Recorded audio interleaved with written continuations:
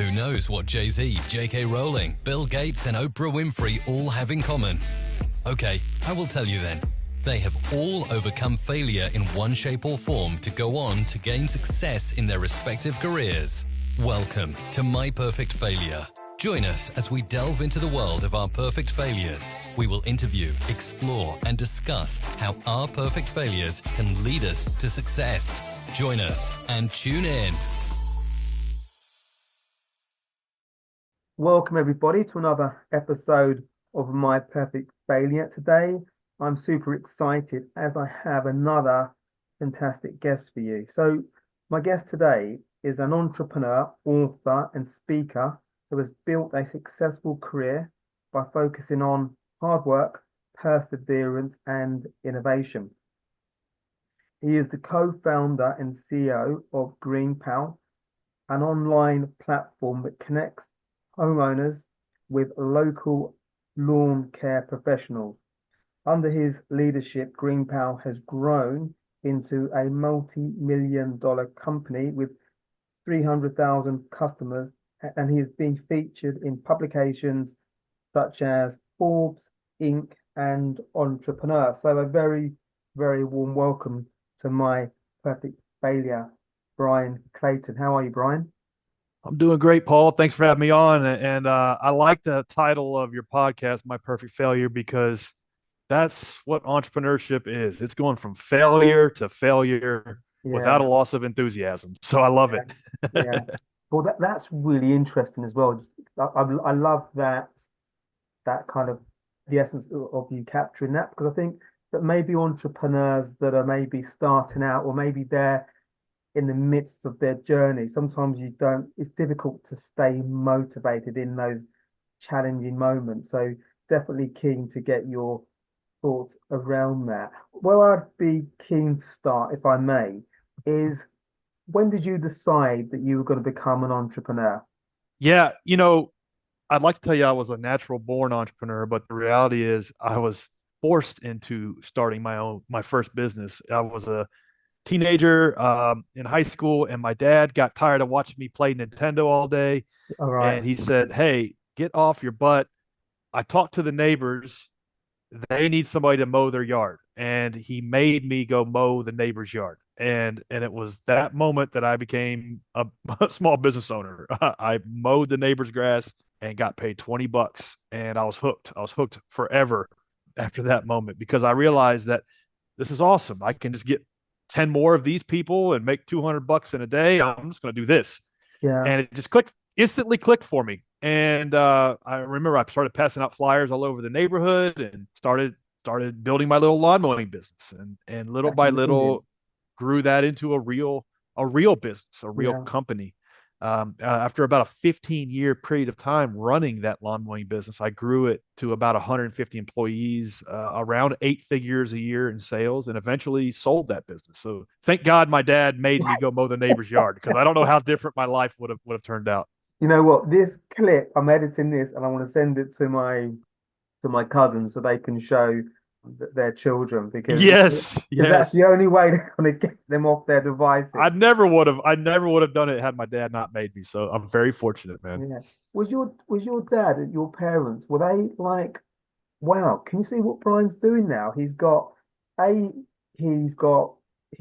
to this like a duck to water, but he's doing something beyond mowing lawns. There's something else going on here where he's actually reaching out to more people. He's creating something. What were your parents' thoughts on what you were doing and what they were seeing from you? It's kind of funny. So my folks were my mom was a college professor and my dad was in the military. So it wasn't like they were entrepreneurs, and so they had never owned a business, and nobody in my family had ever ran their own business. So it wasn't like they were teaching, like giving me a playbook, but both of them kind of instilled these values in me to run a tight business. So my dad would actually go around and look at the lawns after I mowed them and point out spots that I missed, and did quality control, because he believed that things should be done well and done right. And my mom is a very detail oriented, almost OCD person, and she would get super pissed off when when she would look at my books and see that customers owed me money for like 30 and 90 Mm. days. And she would like get pissed off at the neighbors Mm. because they weren't paying me what they Yeah. owed me. And so she taught me how to run tight bookkeeping and how to run tight schedules and how to cross the I's and dot the T's, so to speak. And so I guess both of them gave me skills and taught me values that Yeah. went into running a successful business. The lawn mowing business is great because you can learn 95% of what it takes to run any kind of business, running a simple business like a lawn mowing business. Yeah. So as you were talking, I was thinking, what age were you when you started this? I was 14, 15 years old. And by the time I graduated high school, I had 100 customers and I had a couple of people helping me. And then going through college, I would go to night school and then mow yards all day long, 7 days a week, and go to school at night 3 or 4 nights a week. My classmates hated me because I would come to class with grass clippings all over me and smelling like gasoline and stuff like that. and so and so it was kind of funny. Looking back, I didn't really need to go to college. That was kind of a waste of time. But Mm. I stuck it out. Took me 7 years. Graduated college, and then by the time I graduated college, I had like 4 employees, and I was making pretty good money. The business was doing pretty well, and I did some back of the envelope math. I didn't really want to be a lawn guy my whole life, and so I was like, but if I go into the job market and use this business degree, I'm going to take a pay cut. I might as well Mm. stick with this lawn mowing gig that I've got. And I made a little business plan with what I did learn in business school, and started executing. And 5 years after that, I probably had 40 employees, and then it just kept growing from there. Amazing. Yeah, I was really fortunate for several things went my way. One was I grew up in Nashville, Tennessee, which Mm. for the last 30 years has just been on a tear in terms of growth. It like new neighborhoods, new Yeah. shopping centers, new office parks, new office buildings, things like that. And so all of that growth needed services that I was offering. They needed landscaping maintenance, they needed trees, shrubs, grass, flowers, mold, things like that. And so there was always new opportunities to take on new business. And it wasn't like it was super simple to grow the business, but there was always opportunities to grow it. And so I was very lucky to have grown up in a part of the United States that was growing like that. If I had been in, I don't know, Detroit or some rural area that wasn't Mm. thriving, I don't know that I would have been able to grow it so quickly. So there's lots of questions that spring to mind. So I guess the first one is when you will grow in a business and at such a young age, I'm just thinking of myself at a similar age when you're getting more curious, you're going to college, you're meeting different people, your friends are very into you, they ring you up saying you come to this party, you're doing this, you're doing that. I get the impression that there was some discipline. Well, clearly there was some discipline there because you were starting a business. Were you able to avoid distraction? Because I'm thinking that you might have had to been more focused than maybe the average 18, 19-year-old or college kid. It was challenging to not join a fraternity, Mm. not go out and get drunk on a Wednesday at a college party. There were many, many instances where I had to say no to those things. But it wasn't like it was hard to do that it was because I had just gotten myself way ahead of my skis in terms of commitments to customers and commitments to Yeah, vendors and commitments to helpers and employees that it really wasn't an option. Like going to work the next day with a hangover and 3 hours of sleep just wasn't an option. It was yeah, just going to be too painful. And I certainly didn't want to like lose these customers that I worked so hard to get. And so there was that aspect of it. There was like a forcing function aspect of it that I was in too deep to screw it up. And then the other piece of it was so much of my identity had gone into building a successful business. Like I had a chip on my shoulder that I just wanted to prove to myself and to everybody else that I could build a profitable business that was a market leader in my little community. And that was for some reason just something I wanted to pursue every day. And maybe it was because I wasn't the cool guy in middle school or high school, and like this was my way to show people that yes, I can build something successful, and I have this chip on my shoulder, and I'm going to prove it to you. And that gets you through like level 1, 2, or 3 of the game. And then after you get about 10 or 20 employees, you start realizing that none of that matters, that actually this business is about your people. It's about Yeah. them. And and you're the steward of now their livelihood. So it's kind of interesting as you go through levels of the game. It starts off very much about you. You have a chip on your shoulder. You want to see it succeed. You want to will it to existence. And then as time goes on, you realize, no, it's not all about you. It's about now you've got 10, 20, 30 families that depend on this business. And and again, if you go out to the party on Friday night, and you don't put in a good half day on Saturday, those families suffer. Yeah. And so that benevolence in a way kind of keeps you on track. I was listening to one of your interviews that you did previously. Great interview. I think it was on a radio show. And you mentioned on that interview that the lawnmower industry is, I think it's it might be more now, but at that time, I think you said it was an $800 billion industry. So it's huge. It's vast. When you said that number, I was like, wow, that's staggering. So it's huge, and you wouldn't think it'd be so huge. And there's going to be a new kind of shift to a lot of things coming back to these blue collar industries. Like the lawn mowing industry is huge. The landscaping business is huge. The plumbers, electricians, roofers, concrete guys, pool service, you name it. All of these industries are super huge, and there's a lot of opportunity in them. And so I think you're going to see, I think in 5 years, you're going to see YouTubers saying you should be a plumber, like you should start a plumbing business and breaking it down, like how to do it. I think that's going to be like the new gold rush in the next 5 years is these blue collar trades. Yeah, well, that's exciting because everybody needs these people. That's right. You never the amount of times I can be with a family member or a friend, or you might be out and about and you just hear conversations where somebody needs something for the lawn. It might be an electrician, it might be a plumber. These people are all literally always needed. And actually, when you can't find these people, particularly the good ones, because you want people that are good they're going to come and do the job, and you can use them again, and ideally you can recommend them. It's actually a huge source of frustration if you can't find someone, because invariably when you want something done, you want it done pretty promptly. Exactly. So yeah, so I definitely take your point with that. I think in 5 years, plumbers will make more than lawyers. Really? Yeah. I think so, because I think with AI and ChatGPT and the way you can just go to ChatGPT and ask it anything and it'll spit back at you something that you would pay an attorney 10 hours to do. I think the guy or gal that fixes your air conditioner will make more than your attorneys do today. I think that's going to happen 5 or 10 years. Yeah. That kind of makes sense because AI and that technology is only going to advance. It's only going to evolve. So literally in 6 months' time, the progression will be vast. So if you're talking 5 years, the mind boggles about what AI will be doing in 5 years. It's insane to think.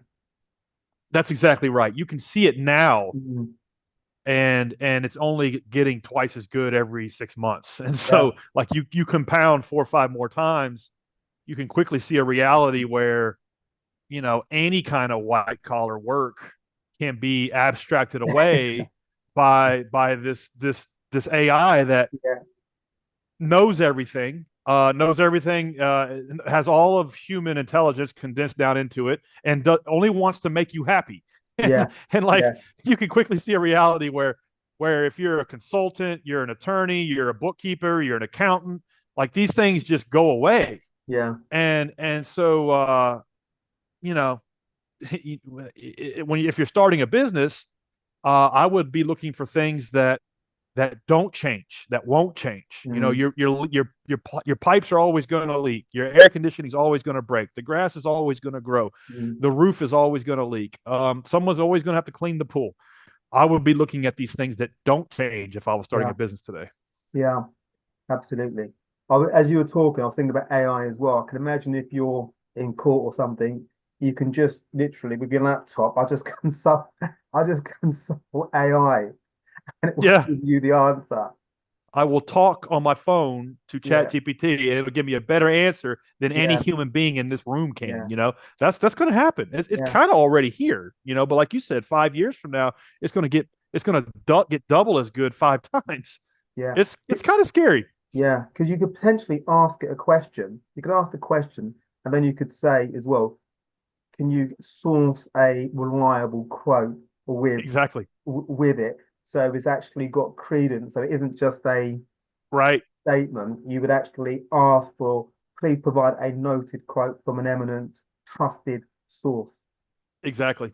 Exactly. So being aware of these things and Yeah, and letting it guide your decision making and how you build your business and in what business you decide to dedicate your life, I think is wise at this yeah, juncture because a lot of things are going to change over the next 3 or 4 or 5, 10 years. yeah. And it's good.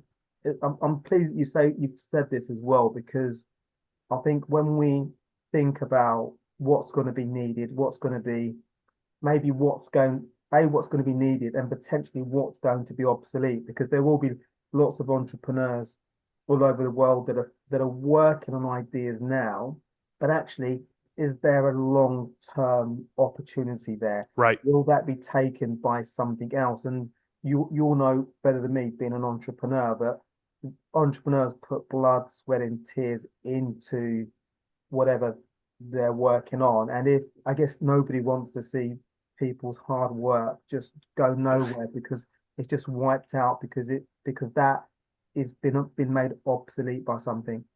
Exactly. You don't want to be because to your point, founders, entrepreneurs throw everything they've Mm, got into their business. Doesn't matter if you're running a coffee shop, a restaurant, general contracting service, or you're building some kind of app like what we've built with GreenPal. Like you're throwing everything you've got in it, and you don't want to be launching a brand new lifestyle magazine in 1999 or the year 2000. Like that was the year that or the period where everything went from a traditional paper newspaper and paper magazine to all online, and all of mm, those publications have gotten eviscerated, and it's taken a decade or two for it to happen. But I mean, I think I saw where Vice Media just went out of business. So it's like yeah. you don't want to be on the wrong side of one of these trends. And so imagine you were pouring your soul into starting a magazine, a physical magazine in the Mm, year 2000.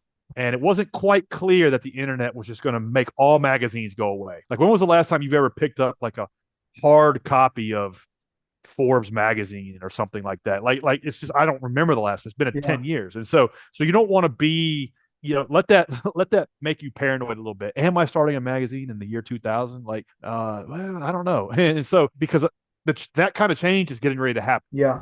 and anything that can be done strictly from the behind a computer screen is suspect, Mm, because a lot of that is going to get automated and a lot of that is going to get sent to AI.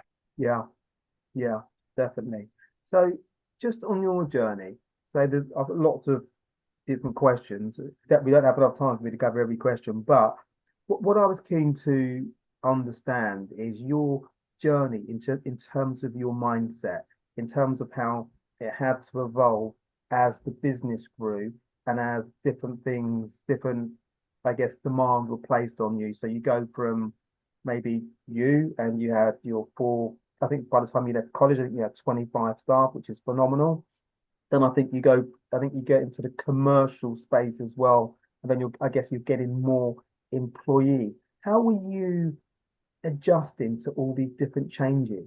Yeah, every business reaches like the choke point of the founder's capabilities. And a lot of times that's where the business kind of plateaus. And so I experienced that building my first company. I've experienced that building GreenPal, where the business started to stall out because my capabilities didn't grow alongside with the business. And you kind of like it's almost like a video game where you're just working one level at a time, and like you level up with every level. And if you don't, you just get stuck on one level. Mm, And for me, several key moments in the last 22 years with two businesses. In the first business, it was my management and my leadership style that was a choke point for the business. It was right around 15 or 20 people. I just started realizing, like, man, like I can't get my people to buy into the mission of the business. I can't. There really is no mission of the business. My people are always upset with me, and I can't get them to stick around and stay. Like, why is that? And I started coming to realize that I was a terrible leader, and that nobody ever taught me leadership. Yeah, of course. And I was a terrible manager, and nobody ever taught me management, and like understand the difference between the two. And so I had to start working on myself and attending workshops, like and reading every book that John Maxwell ever wrote. Yeah, he's amazing. Love him, that's all. And trying to learn and develop my leadership style, and really coming to realize that leadership is really just servitude and serving your people and helping them get where they're trying to go in life. And that took like 3 years for me to develop from within. And once I kind of figured that out and started baking that into the organization, it was like another growth inflection point happened, where we went from 20 to 75 people in 3 years in a business where it's kind of hard to do that. And so the list goes on and on and on in terms of lessons that I was learning and kind of how I was leveling up along with the business's growth. Because as a founder, you should be a whole new person every 2 or 3 years. You should evolve into a whole new person. You're learning new skills. You're picking up new things. You're being challenged by things you've never been challenged before. And if you're not, then you're plateauing, and the business is going to plateau. That happened with me with GreenPal. I had to, when we started GreenPal, I had to learn how to write software, and I had to learn how to lead engineers, and I had to learn how to design software and market software. And I resisted all of that, but the business didn't go anywhere. So I had to learn those skills and then figure out how to build a team around me with what I had learned.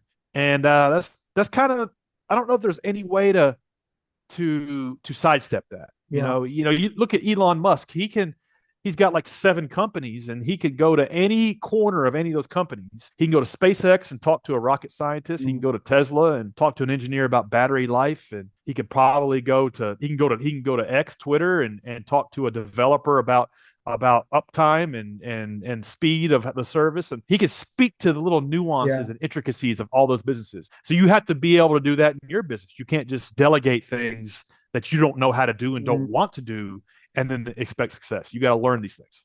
Yeah. And I guess that there's that saying that sometimes we have to get comfortable with the uncomfortable. Absolutely. There's a skill to that. It doesn't come easy. It's very easy to kick the can down the road and not move with that comfortable place where we need to go to challenge ourselves, but also improve the business. So with GreenPal, I mentioned before we hit the record button, I'm fascinated by the idea that I love the idea that you brought tech into the lawnmower space in terms of serving, I guess, connecting, customers and lawnmower professionals. But you learn the tech. So tell me about how that happened and what the process was like for you to actually learn code and understand what you were doing. Yeah, so built the landscaping business up, got it to a point where a big national company bought it, and that took like 2 years to get done. Got that done, and then I took like 6 months off and didn't do anything. And I got really bored and really discontent and really kind of unfulfilled quickly. And I thought, man, I need to start another project. I need to do another thing. I need another mission. And I thought, well, somebody's going to build an app that works like this Uber thing, but they're going to build it for lawn care, and somebody's going to do it. Might as well be me. I know the space. I was only 32 at the time, so I was still relatively young. And I thought maybe I can do that. And it was I was naive as to how hard it was going to be, and that was an asset. I was lucky that I didn't know how hard it was going to be, or else I never would have tried it. But I told 2 friends about it, and they said, "Man, that's a great idea. I'll quit my job tomorrow and start that with you." And that was kind of a vote of confidence that they saw something in me, and they believed in the idea. And so we did it. And the 3 of us started working on what this app should look like and how it should work. And we didn't know how to code or write software, so we paid a development shop to build what we thought it should be. That was a total failure. Wasted all of our money and a year of our time doing that. And so then we realized, man, if we really want to do this, we're going to have to learn how to build software. We're going to have to learn how to code. And I resisted that until there was no other option. And so my co-founder went to a software boot camp. It was like a 9-month boot camp all day long. And he would go to school all day long and code at night on the project. And then I went to YouTube University Yeah. and Great became place. yep, went to YouTube University for free and became the world's most terrible front end engineer. But I learned just enough Yeah. where I could work hand in hand with my co-founder because he was working on the back end and I was working on the front end, and we were working together and we were breathing to life Mm. this second iteration of the platform. And then we were getting customers, a handful of customers to use it as we were building it, and we were building it with the feedback they were giving us. And it took 2 or 3 years, but we hustled up 100 customers and that were using it, and that was validation that Yeah. at least 100 people want to use it. If I got to 100, I can get to 1,000. And it took us another 2 years. We got to 1,000 people, and that compounding kept taking place, and now we're at 300,000 people using this platform to get lawn mowing. We want to get to 1 million. We think we can get to 1 million in about 2 years. That's phenomenal. So approximately when did you start this? Sorry. 2000. We paid the development firm in 2013. That took them a year. That Mm. was dead on arrival. So we started teaching ourselves how to code 2014. That took a year. 15, we released what we built. Took another year to 16 to get anybody to use that thing. So really, it didn't start. I mean, it took 3 years just to get started. Yeah. But so officially 13, effectively 16, and now here we are, 8 to 12 years later. We finally have a viable platform and a viable business with a lot of people using it. Yeah. With 300,000 customers and growing, that's phenomenal. Particularly with people that had no coding background. Obviously, you've Yeah, got huge yeah, expertise in the lawnmower space, but to even start, because I can't code, but whenever I'm looking or reading about entrepreneurs, you think about Bill Gates and other people. They start when they're 13, 14, 15, 16. They start young, and it's kind of what they know, it's what they do. So when we become adults, obviously adults can do it, anybody can start to code, but typically when we're a little bit older, we're kind of a little bit more set in our ways. So the idea of actually sitting down, navigating, being frustrated, because it doesn't come like that to us. A lot of adults don't look at that. So I was inspired when I knew that GreenPal was based on you and your colleagues developing code in that. Not old at all, but certainly not in your teens. yeah. Well, I certainly felt old learning it. And a couple things to your point. Yeah, the younger you can start, the better. And I think it's a myth that is hoisted upon young people these days that oh, your 20s are just time in your life. You can find yourself and don't worry about it. And Colonel Sanders was 55 when he Yeah. started KFC, and like all that is total BS. Like your 20s are your time to like get on first base, like to get Mm, a foundation. Like do not waste that decade because mm, you'll never catch up. So like that's the first point I'll make. The second point is to your point. Yeah, we had to learn how to code because our back was against the wall and we had no choice. Like my two co-founders quit their job. We weren't making any money. We tried to pay somebody to do it, but we didn't know what the hell we were doing, so that was a mm. failure. We had to learn how to code. We literally could not go backwards. This was the only way forwards. And so that's what it took. And so while you want to get started young, if you don't have to have a title to do something. Like I Yeah. wasn't an engineer. I wasn't a designer. I wasn't an SEO expert. I wasn't a digital marketer. I wasn't any of these things. But I didn't have to have a title in any of those things to actually do those things. Mm. And nowadays you can learn anything for free in most cases if you're willing to put in the time. And so we did. My co-founders and I taught ourselves how to design Yeah. software, how to code software, how to market it. Do you think there's something in that realm where our back is totally against the wall, and actually we have nowhere to go but actually confront the situation and do it? i.e., you talked about your colleagues, co-founders, they quit their jobs, that you didn't, that the money wasn't there at that time, so you kind of have to go with it. So there's probably people watching, listening to this that maybe can think about examples where they've encountered a similar situation, or maybe they're in a situation now where they may be a little bit uncertain about how to move forward, but maybe to move forward is to confront the situation. Yeah, it's I don't want to give the advice that you have to put yourself in a position where you run the risk of ruin if Yeah, this doesn't to work out. balance it. Because it's usually it doesn't work out, and Yeah. you don't want to dig yourself a hole because of this big risk you took. Mm, That's one of the things that makes the United States such a good place to start a business, because we have bankruptcy laws where like our system is built where you could screw up, go bankrupt, and start all over again, mm, and it's built that way to encourage risk taking. But it doesn't necessarily mean it's a good idea to do that, and so I don't want to like encourage people to do that. But on the other hand, like leverage, don't leap. Like leverage yeah. everything you have and use that to get there, Mm, but don't make this leap of faith and just hope it works out. yeah. Yeah. You can, I guess you can balance it out. You can see what the risk is. Is it reachable? If it is, then let's have a look at it. If it's not, then maybe we need to think about a different way to pivot. Yeah, my co-founders quit their jobs. We Mm, gave it a go. Didn't get any traction for a year. They were living off savings, and we had like another year to figure it out. Worst case scenario, they go get their job. They go get a job mm, again. Like it wasn't like, oh, now they're 5 years in the hole.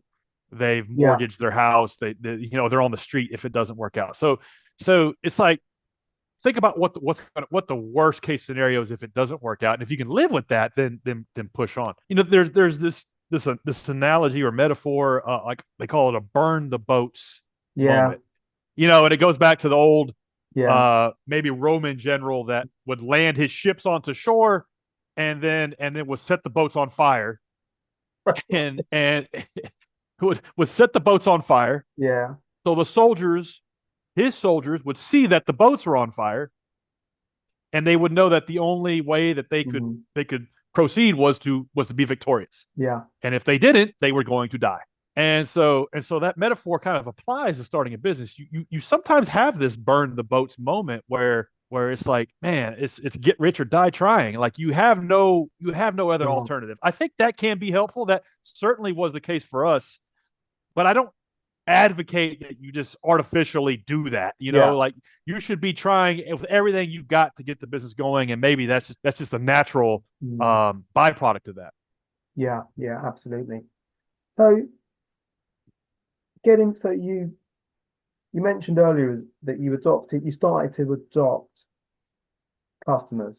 So you were putting GreenPal together, you're doing the coding and you were getting feedback. What was the process like being so consumed with the coding, but also attracting customers?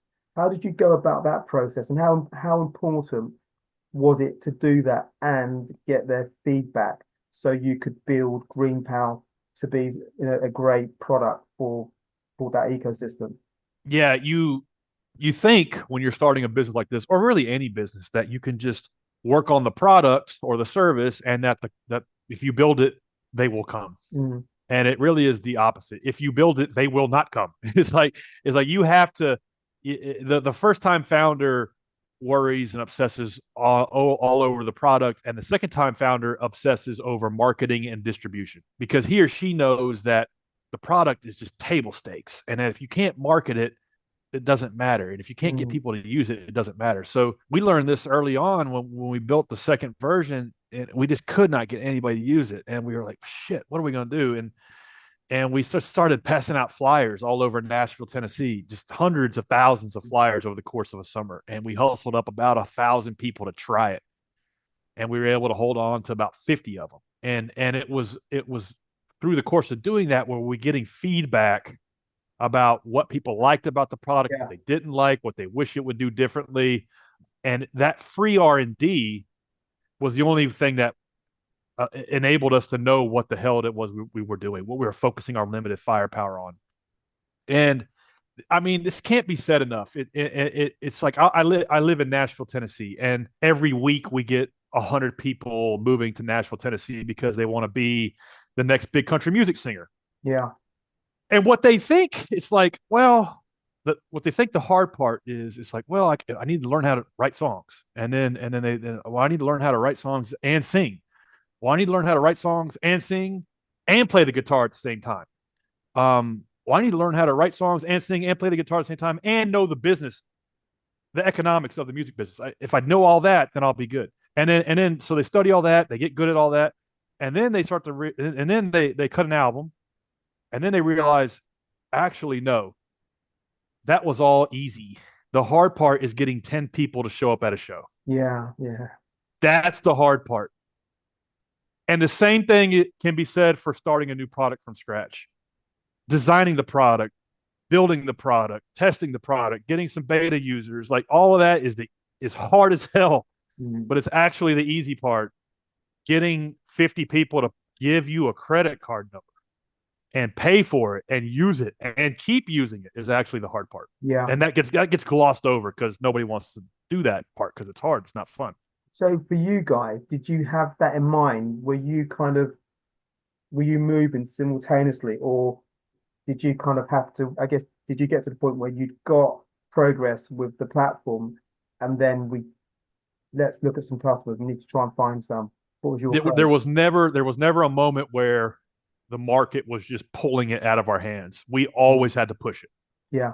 So in the early days, it was passing out flyers. Then we started to do search engine marketing in terms of building out content and getting traffic to the website and getting people to come to a landing page and learn about our offering and try out the product. And that's actually how we get half of our users to this day. The other half just come from referrals and word of mouth. So it's always been a push.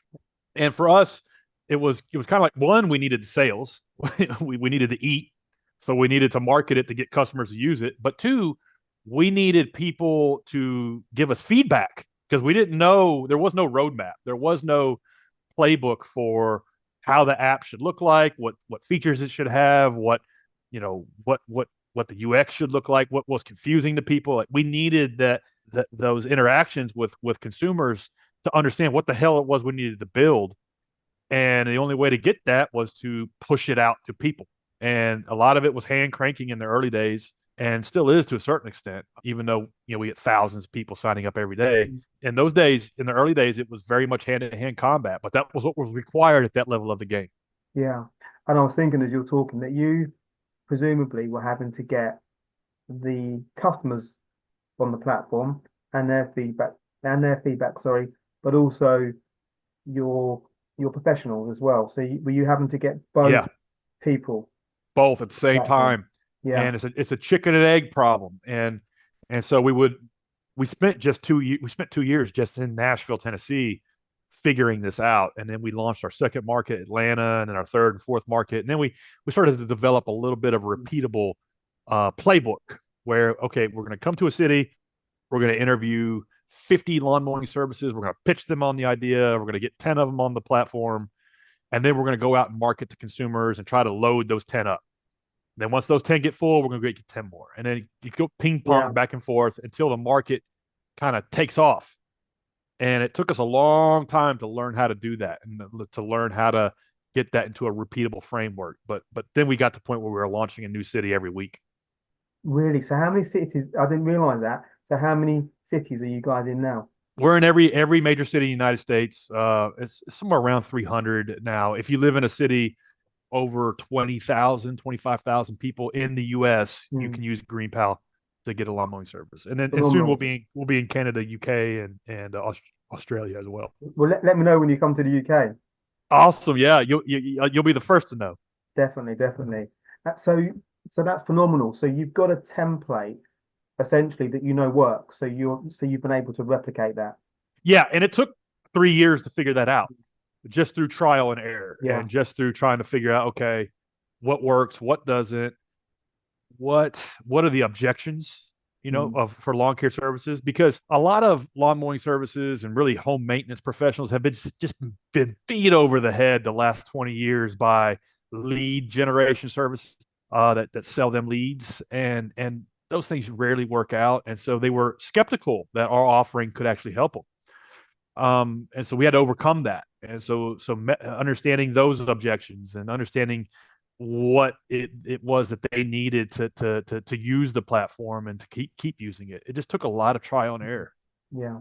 So I wanted to ask you about bootstrapping over investment. Could you maybe give us, because I believe that your businesses have been bootstrapped. So was that a conscious decision to bootstrap your businesses? Yes, it was. We started very briefly on a path of raising capital in the early days, just because we thought that's what you had to do.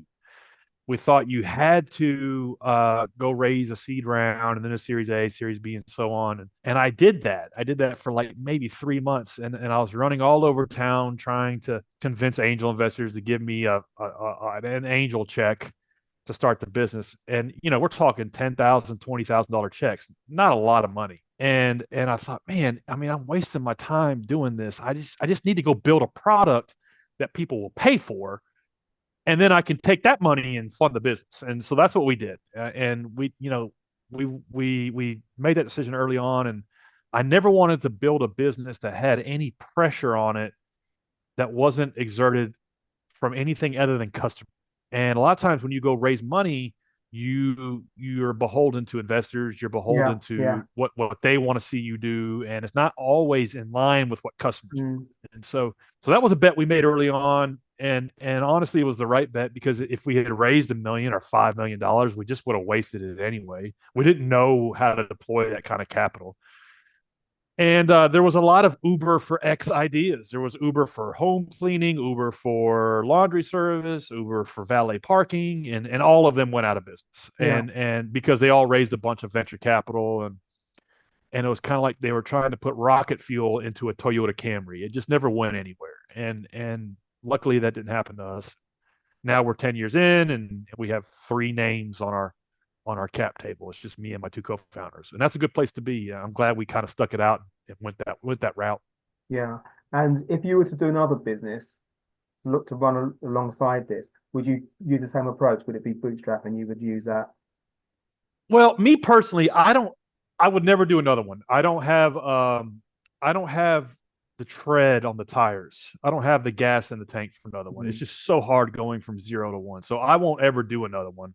This is it for me. But if I had to go back in time, like if Doc from Back to the Future rolls up in the DeLorean and says, "Hey, let's go back to 2012, and you got to do it all over again." I mean, what would I do? The first thing I would do is raise a bunch of money, because I know every single thing that I have to do. Like I got to hire this person at this moment. I got to do this thing. Because I've done it all. And so if you've been around the block and you've got a couple wins under your belt, raise money and go quick. But most of the time, if you're a first-time founder, it's really hard to know where to put that money to work. And it's not like chess; it's like poker. Yeah. And you're making bets. And if you make the wrong bets, it's a 0 for you. It's a binary outcome. Once you raise money, you are signing up for a really big outcome or a 0. And it's a shame. There's a lot of businesses that are folding now that raised a bunch of money that, every one of them has got a founding team that had a dream, and they wasted a decade of their life. And it's sad. So you just know what you're signing up for. I had built and sold a business already, but I was still kind of like a first-time founder. I had never built a tech company. Yeah. And so, I didn't feel comfortable like getting money from investors and making the right bets. If you are so confident in how to deploy the capital that you would mortgage your mother's house, then go raise money. And be confident to do that. Yeah. And if you're not, then be okay with a 0, because odds are that's what's going to happen. So we're getting towards the end now, conscious of the time. So for any entrepreneurs that are watching this or listening to this, what's your advice to them to the best way to navigate those really challenging moments? You get those seminal moments where things are a little bit difficult and you need to maybe call upon something internally. What's your advice for people? 23 years of doing this, I've had maybe 5 of those. And every single time, a year, 2, 3 years later, I'm always glad they happened. Like that was the moment that caused me to take X, Y, and Z action to make the business better or make myself better or to get, to take the business down to the studs. And so like it doesn't help you while you're going through it, but maybe it does to know that 5 years from now, you'll be glad this happened. Yeah. Because this thing, this moment, this difficulty, this challenge is causing you to take action that's going to level the business up, level you up as a founder, and get where you're trying to go. So that's one way of looking at it. The other way is like you just have to make a decision that by default you're going to keep pushing forward through good times and bad. And no matter what, you're going to be working on your best idea. And for me, like I've had one good idea in 10 years. So it doesn't matter how hard the journey gets with GreenPal. I'm not going to work on some other idea. I'm going to work on this idea. So like that's my default. So it doesn't matter how bad things get. I'm just going to keep pushing forward on this idea. So those two things kind of help me through the lows. And there's always going to be lows. Okay, lovely. And so for people that want to find out more about you and GreenPal, what's the best way for people to contact you or maybe find out a little bit more about what you're doing? Yeah, greenpal.com. You can sign up for free quotes, and anybody want to hit me up, LinkedIn, Instagram's great place to find me. I share a lot of my travels there. Bryan M. Clayton is where you can find me there. Just drop me a DM. Okay, amazing. But I'm looking forward to your overseas expansion. So definitely when you come to the UK, definitely do hit me up. Awesome, Paul. Yeah, fantastic. So last question is, this is the recurring question. So if you could invite 3 inspirational people for dinner, they can be live or pass. Who would you invite? 3? You said 3? 3, yeah. Okay. Let me think. First would be Travis Kalanick. He was the first founder of Uber. He was forced out later on in the company, but awesome dude who just willed that company into existence. And the second would be Warren Buffett. But if I could go back 22 years, teach myself one thing, it would be the value of compound interest. Yeah. I would just love to beat that into my head back then, just to understand the power of that. And the third, Dr. Dre. He just got his star on the Walk of Fame. And I saw that. What an awesome story that encapsulates the American dream. I grew up listening to him and every artist he's minted since then. So that would be a fun one. Yeah. I was excited to meet you. I love your journey. I love the fact that you've been doing this since you were actually, I was going to say at college, before you was at college, from a 14-year-old to go from a 14-year-old that was on his Nintendo to building GreenPal, a tech platform for the lawnmower community ecosystem, national in the US, going overseas. That's pretty phenomenal to me. So thanks for being a guest on My Perfect Failure and for sharing some really valuable insights. Well, thank you, Paul. I enjoyed it. It was a great interview. Thank you. And if you're listening to this or watching this on YouTube, please do subscribe. It really does help us grow the channel. And if you're an entrepreneur or you know any entrepreneurs that want to go that extra mile, please do share this episode. And your feedback is most welcome. So keen to hear about the things you like and equally the things you don't like. So you can find me at paul@myperfectfailure.com, or you can find me via the website contact page. So take care for now. Bye. Thanks for listening to My Perfect Failure podcast. Be sure to visit www.myperfectfailure.com to join the conversation. Subscribe to our podcast on iTunes or Google Play. Look out for our next episode.